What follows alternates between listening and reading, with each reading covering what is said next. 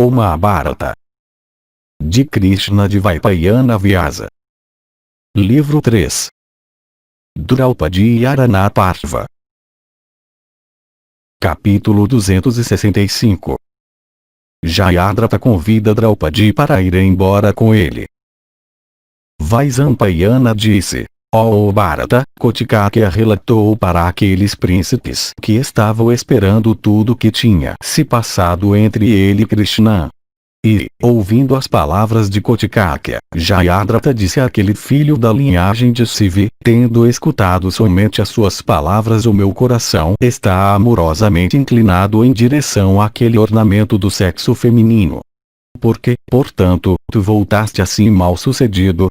Eu te digo realmente, ó tu de braços fortes, que tendo uma vez visto esta senhora, as outras mulheres agora me parecem muito como macacos. Eu, tendo olhado para ela, ela cativou o meu coração. Dize-me, ó Saivya, se aquela senhora excelente é da espécie humana. Kotika respondeu: esta senhora é a famosa princesa Krishna, a filha de Drupada, e a esposa célebre dos 5 filhos de Pandu. Ela é a muito estimada e querida e casta esposa dos filhos de Prita. Levando-a contigo, segue em direção a Salvira. Vaisampayana continuou: assim abordado, Jayadratha de mente má, o rei de Sindhu, Salvira e outros países, disse: eu devo ver Draupadi. E com 6 outros homens ele entrou naquele eremitério solitário, como um lobo entrando na cova de um leão. E ele disse para Krishna: saudações a ti, senhora excelente. Os teus maridos estão bem e aqueles, além disso, cuja prosperidade tu sempre desejas. Draupadi respondeu: o filho de Kunti, o rei Yudhishthira da linhagem de Kuru, seus irmãos, eu mesma, e todos aqueles de quem tu perguntaste, estamos bem. Está tudo bem com teu reino, teu governo, teu tesouro, e teu exército?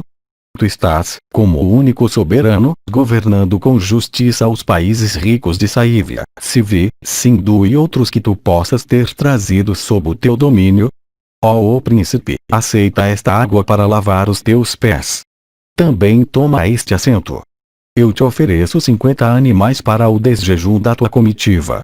Além desses, o próprio Yudhishthira, o filho de Kunti, te dará veados porcinos e veados nanco, e corças, e antílopes, e sarabas, e coelhos, e veados ruru, e ursos, e veados sambara e gaiaus, e muitos outros animais, além de javalis selvagens e búfalos, e outros animais da classe quadrúpede. Ouvindo isso, Jayadratha respondeu, dizendo: tudo está bem comigo. Por te ofereceres para fornecer o nosso café da manhã, tu por assim dizer realmente fizeste isso. Vem agora e viaja na minha carruagem e sê completamente feliz. Pois não te convém ter nenhum respeito pelos filhos miseráveis de Prita que estão vivendo nas florestas, cujas energias foram paralisadas, cujo reino foi arrebatado e cujas fortunas estão no maior declínio. Uma mulher de inteligência como tu não se apega a um marido que é pobre. Ela deve seguir seu marido quando ele está em prosperidade, mas abandoná-lo quando em adversidade. Os filhos de Pandu decaíram para sempre do seu estado elevado, e perderam seu reino por todo o tempo futuro. Tu não tens necessidade, portanto, de compartilhar de sua miséria por alguma consideração por eles. Portanto, ó tu de quadris belos, abandonando os filhos de Pandu, sê feliz por te tornares minha mulher, e divide comigo os reinos de Sindhu e Salvira. Vaisampayana continuou: ouvindo essas palavras terríveis do rei de Sindhu, Krishna se afastou daquele lugar, com sua face enrugada por um olhar carrancudo devido à contração de suas sobrancelhas. Mas, desconsiderando suas palavras de desprezo supremo, Krishna de cintura esbelta repreendendo disse ao rei de Sindhu: não fales assim novamente. Tu não tens vergonha? Fica em guarda. E aquela senhora de caráter irrepreensível ansiosamente esperando a volta de seu marido começou, com discursos longos, a encantá-lo completamente. Capítulo 266. Draupadi é raptada à força. Vaisampayana disse: A filha de Drupada, embora naturalmente bonita, estava coberta de carmesim resultante de um acesso de raiva. E com olhos vermelhos e sobrancelhas inclinadas em cólera, ela repreendeu o soberano dos Suviras, dizendo: Tu não estás envergonhado, ó tolo, de usar essas palavras insultantes a respeito daqueles guerreiros célebres e terríveis, cada um como o próprio Indra, e que são todos dedicados aos seus deveres e que nunca vacilam em combate mesmo com hostes e yakshas e rakshasas.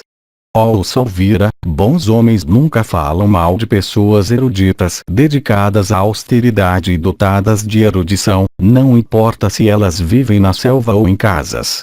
São somente canalhas que são vis como tu que fazem isso. Parece-me que não há ninguém neste grupo de kshatriyas que seja capaz de te segurar pela mão para te salvar de cair no buraco que tu abriste sob os teus pés.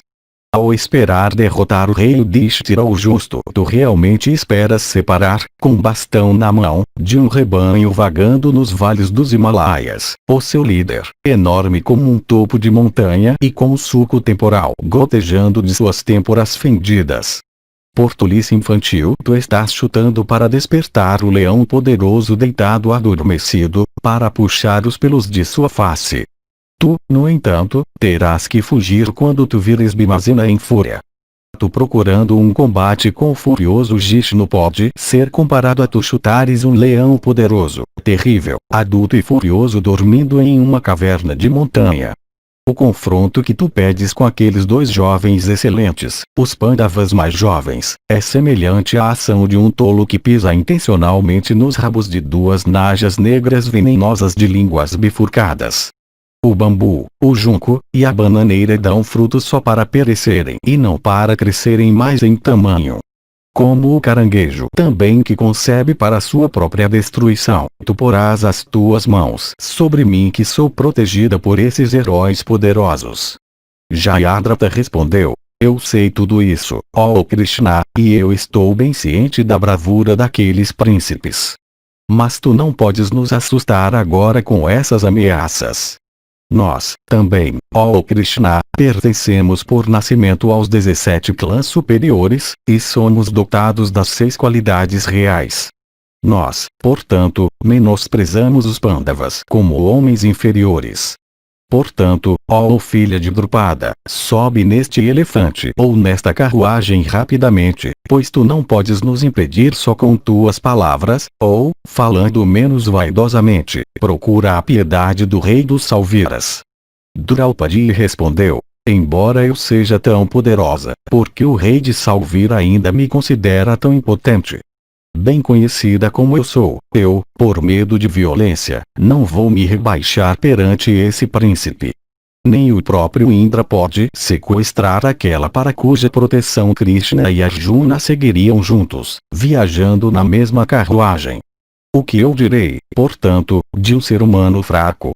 Quando Kiriti, aquele matador de inimigos, sobre seu carro, for, por minha causa, entrar nas tuas tropas, infligindo terror em todos os corações, ele destruirá tudo em volta como fogo consumindo uma pilha de grama seca no verão. Os príncipes guerreiros das linhagens Andaka e Vrishni, com Janardana em sua vanguarda, e os poderosos arqueiros da tribo Kaikeya, seguirão todos em meu encalço com grande ardor. As setas terríveis de Dhananjaya, disparadas da corda do Gandiva e impulsionadas por seus braços, voam com grande força pelo ar, rebombando como as próprias nuvens. E quando tu vires Arjuna disparando do Gandiva uma massa densa de setas poderosas como um enxame de gafanhotos, então tu te arrependerás da tua própria loucura. Pensa no que tu sentirás quando aquele guerreiro armado com o Gandiva, soprando sua concha e com luvas reverberando com os golpes da corda de seu arco, perfurar repetidas vezes o teu peito com suas flechas. E quando Bhima avançar em tua direção, com massa na mão, e os dois filhos de Madri percorrerem todas as direções, vomitando o veneno de sua ira, tu então sentirás dores de grande arrependimento que durarão para sempre. Como eu nunca fui falsa com meus maridos dignos, nem mesmo em pensamento, assim por esse mérito eu agora terei o prazer de te ver derrotado e arrastado pelos filhos de Prita. Tu não podes, cruel como és, me assustar por me sequestrar com violência, pois logo que aqueles guerreiros Kuro me descobrirem eles me trarão de volta às florestas de Kamiaka. Vaisampayana continuou. Então aquela senhora de olhos grandes, vendo-os prestes a porem mãos violentas sobre ela, os repreendeu e disse, não me sujem com seu toque. E em grande alarme ela então apelou ao seu conselheiro espiritual, Daumya. Jayadratha, no entanto, agarrou-a por sua peça de roupa superior, mas ela o empurrou com grande energia. E empurrado pela senhora aquele canalha pecaminoso caiu ao chão como uma árvore cortada de suas raízes. Agarrada, no entanto, mais uma vez por ele com grande violência, ela começou a arquejar para respirar. E arrastada pelo patife, Krishna finalmente subiu em sua carruagem tendo adorado os pés de Daumya. E Daumya então se dirigiu a Jayadratha e disse, ó Jayadratha, segue o antigo costume dos kshatriyas. Tu não podes raptá-la sem ter derrotado aqueles grandes guerreiros. Sem dúvida, tu colherás os frutos dolorosos dessa tua ação desprezível, quando tu enfrentares os heróicos filhos de Pandu com Yudhishthira o justo em sua chefia. Vaisampayana continuou. Tendo dito essas palavras Daumya, entrando no meio da infantaria de Jayadratha, começou a seguir aquela princesa renomada que estava sendo levada embora pelo raptor. Os 6 atos de um rei são paz, guerra, marcha, parada, semeadura de dissensões e busca de proteção. Capítulo 267. Os Pandavas voltam e perseguem. Vaisampayana disse. Enquanto isso aqueles principais dos arqueiros sobre a face da terra, tendo vagado separadamente e caminhado em todas as direções, e tendo matado muitos veados e búfalos, finalmente se reuniram. Observando aquela floresta imensa, que estava apinhada com hostes de veados e animais selvagens, ressoando com os gritos agudos de aves, e ouvindo os guinchos e gritos dos habitantes da selva, Yudhishthira disse para seus irmãos, estas aves e animais selvagens, fugindo para aquela direção que está iluminada pelo sol, estão proferindo gritos dissonantes e revelando uma agitação intensa. Tudo isso só mostra que esta floresta imensa foi invadida por intrusos hostis. Sem a demora de um instante que nós desistamos da caçada. Nós não temos mais necessidade de caça. Meu coração dói e parece queimar. A alma em meu corpo, dominando o intelecto, parece pronta para escapar. Como um lago libertado por Garuda da cobra poderosa que mora nele, como um cântaro drenado de seu conteúdo por homens com sede, como um reino privado de rei e prosperidade, assim mesmo a floresta de Kamiaka parece para mim.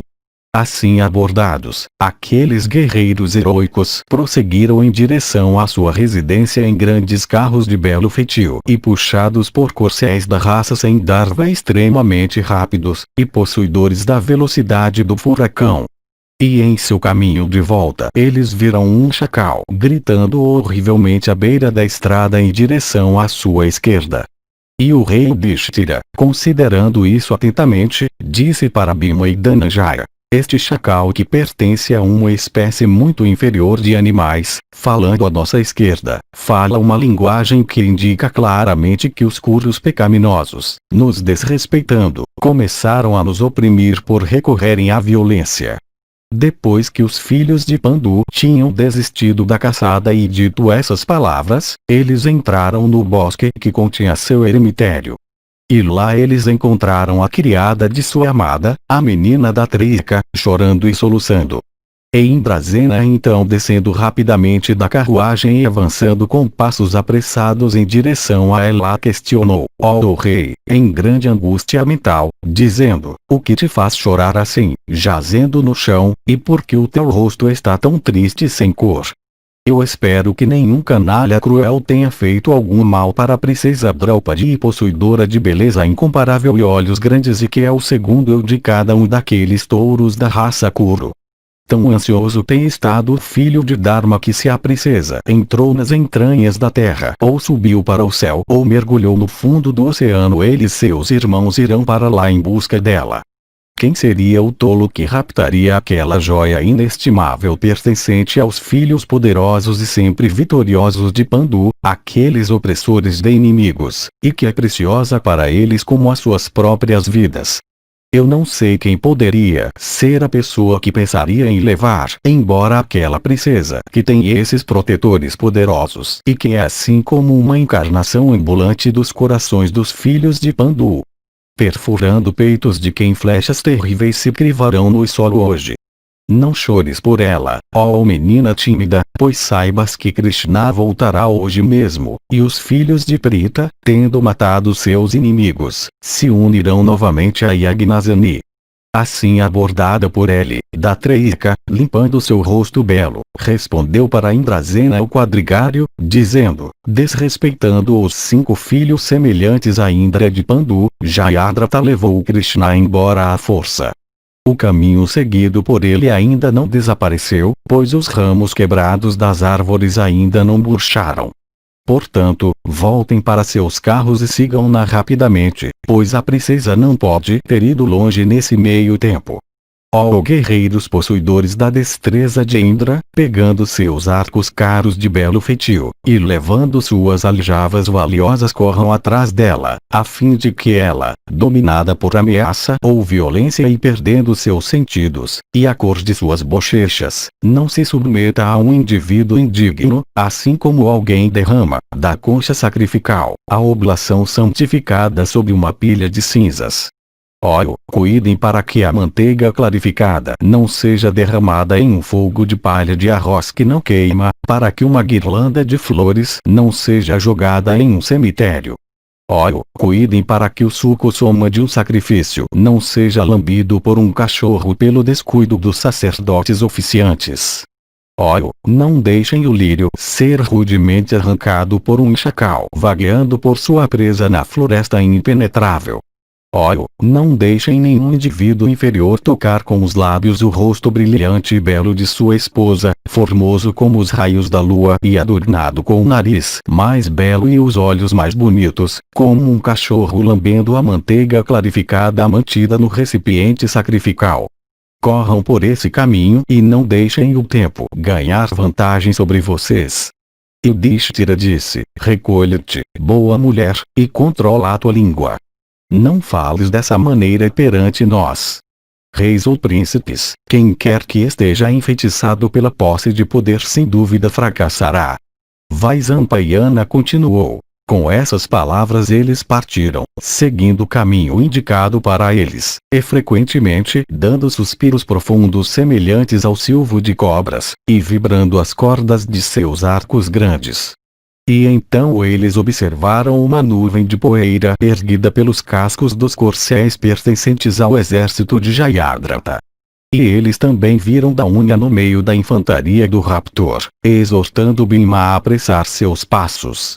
Então aqueles príncipes, os filhos de Pandu com corações não abatidos, o mandaram criar ânimo e disseram a ele, volta alegremente. E então eles avançaram em direção àquela hoste com grande fúria, como falcões mergulhando sobre a presa. E possuidores da destreza de Indra, eles estavam cheios de fúria pelo insulto feito a Draupadi. Mas a visão de Jayadratha e de sua esposa querida sentada em seu carro, a sua fúria não conheceu limites. E aqueles arqueiros poderosos, Bhima e Dhananjaya e os gêmeos e o rei, gritaram para Jayadratha parar, no que o inimigo ficou tão desnorteado a ponto de perder seu conhecimento das direções. Capítulo 268. Os Pandavas são vistos se aproximando. Vaisampayana disse. Os kshatriyas hostis, excitados à visão de Bhimasena e Arjuna, deram um grito alto na floresta. E o rei pecaminoso Jayadratha, quando viu os estandartes daqueles touros da raça Kuru, perdeu o ânimo, e se dirigindo a Yagnasani resplandecente sentada em seu carro disse, aqueles 5 grandes guerreiros, ó Krishna, que estão vindo, eu acredito que são teus maridos. Como tu conheces bem os filhos de Pandu, ó senhora de tranças belas, descreve-os um a um para nós, indicando qual deles viaja em qual carro. Assim abordada, Draupadi respondeu, Tendo feito este ato violento planejado para encurtar tua vida, de que utilidade será para ti agora, ó tolo, saber os nomes daqueles grandes guerreiros, pois agora que os meus maridos heróicos estão vindo, nenhum de vocês será deixado vivo em batalha. No entanto, como tu estás às portas da morte e me perguntou, eu te direi tudo, isso sendo compatível com a ordem. Vendo o rei Yudhishthira o justo com seus irmãos mais novos, eu não tenho a menor ansiedade ou medo de ti. Aquele guerreiro no topo, de cujo mastro de bandeira dois tambores belos e sonoros chamados Nanda e Upananda são tocados constantemente, ele, ó chefe Salvira, tem o conhecimento correto da moralidade das suas próprias ações. Homens que obtiveram êxito sempre andam em sua comitiva. De cor semelhante à do ouro puro, possuidor de um nariz proeminente e olhos grandes, e dotado de um feitio delgado, aquele meu marido é conhecido entre as pessoas pelo nome de Yudhishthira, o filho de Dharma e o principal da linhagem Kuru. Aquele príncipe virtuoso de homens concede vida até para um inimigo que se rende. Portanto, ó tolo, jogando ao chão as tuas armas e unindo as tuas mãos, corre até ele para o teu bem, para procurar sua proteção. E aquele outro homem que tu vês de braços longos e alto como a árvore sala crescida, sentado em sua carruagem, mordendo os lábios e contraindo a testa a ponto de unir as duas sobrancelhas, é o meu marido Vrikudara. Corcéis da raça mais nobre, rechonchudos e fortes, bem treinados e dotados de grande força, puxam o carro daquele guerreiro. As suas realizações são sobre-humanas. Ele é conhecido, portanto, pelo nome de Bhima sobre a terra. Aqueles que o ofendem nunca têm permissão de viver. Ele nunca esquece um inimigo. Sob algum pretexto ou outro ele efetua sua vingança. Nem ele é pacificado, mesmo depois que efetuou um sinal de vingança. E lá, aquele principal dos arqueiros dotado de inteligência e renome, com sentido sob completo controle e reverência pelos idosos, aquele irmão e discípulo de Yudhishthira é meu marido Dhananjaya. Ele nunca abandona a virtude por luxúria ou medo ou raiva. Nem ele alguma vez comete qualquer ato que seja cruel. Dotado da energia do fogo e capaz de resistir a todos os inimigos, aquele opressor de inimigos é o filho de Kunti. E aquele outro jovem, versado em todas as questões de moralidade e lucro, que sempre dissipa os medos dos atemorizados, que é dotado de grande sabedoria, que é considerado como o homem mais bonito do mundo inteiro e que é protegido por todos os filhos de Pandu, sendo considerado por eles como mais precioso do que as suas próprias vidas por sua devoção inabalável por eles, é meu marido Nakula, possuidor de grande destreza. Dotado de grande sabedoria e tendo Sahadeva como seu auxiliar, possuidor de excelente leveza de mão, ele luta com a espada, fazendo passes hábeis com ela. Tu, homem tolo, testemunharás hoje as suas performances no campo de batalha, semelhantes às do próprio Indra em meio às tropas de Daitiyas. E aquele herói habilidoso com armas e possuidor de inteligência e sabedoria, e concentrado em fazer o que é agradável para o filho de Dharma, aquele favorito e mais novo dos Pandavas, é meu marido Sahadeva. Heróico, inteligente, sábio e sempre colérico, não há outro homem que seja igual a ele em inteligência ou em eloquência em meio a assembleias de sábios. Mais precioso para Kunti do que a sua própria alma, ele é sempre consciente dos deveres dos kshatriyas, e preferiria se precipitar no fogo ou sacrificar a própria vida do que dizer algo que fosse contrário à religião e moralidade. Quando os filhos de Pandu tiverem matado os teus guerreiros em combate, então tu verás o teu exército na situação miserável de um navio no mar destruído com sua carga de joias nas costas de uma baleia. Assim eu descrevi para ti a destreza dos filhos de Pandu, desconsiderando a quem em tua tolice tu agiste dessa maneira. Se tu escapares ileso deles, então, de fato, tu terás obtido uma nova vida. Vaisampayana continuou. Então aqueles 5 filhos de Prita, cada um semelhante ao próprio Indra, cheios de ira, deixando em paz a infantaria tomada de pânico que estava lhes implorando por piedade, avançaram com fúria sobre os quadrigários, atacando-os por todos os lados e escurecendo o próprio ar com a densa chuva de setas que eles dispararam.